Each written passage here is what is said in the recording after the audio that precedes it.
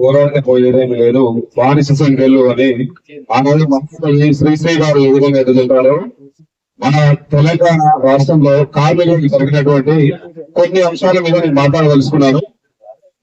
తెలంగాణ వచ్చిన తర్వాత 30% వచ్చినప్పుడు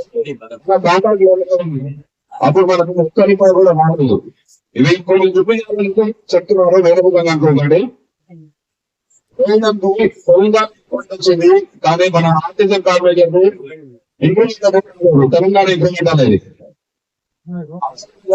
తెలంగాణ వచ్చిన తర్వాత 24 hours కరెంట్ ఇస్తుంది ఆర్టిజన్ కార్మికులు.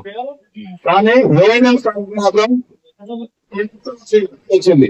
ఆర్టిజన్ కార్మికులు అన్యాయం చేసేదానికి ఒకసారి అర్థం చేసుకోవాలి. ఇక్కడ యూనియన్లు ఇక్కడ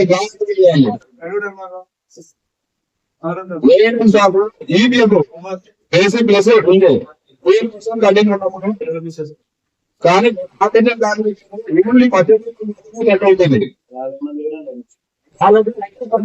మనకు తక్కువ కటింగ్ అవుతుంది. దానివల్ల చాలా నష్టం. ఆ విషయాన్ని మనల్ని అందరూ ఒకసారి మన సబ్జెక్ట్ మాట్లాడుకుంటున్నాం. అదే జైలు బేసిక్ అర్థం అని చెప్పి వాళ్ళ బేసిక్ 30 వాళ్ళు తెలిసింది. కానీ ఏ కాంపౌండ్ చేసిందని చెప్పి ఇప్పుడు ఒకసారి ఆలోచించుకోవాలి. వాళ్ళ మనసాక్షిగా వీళ్ళు కూడా మా తమ్ముడిని వీళ్ళ మీకు కొట్లాడాలి అనే అంశంలో వాళ్ళు పార్టిసిపేట్ చేయాలని కోరుతున్నాను.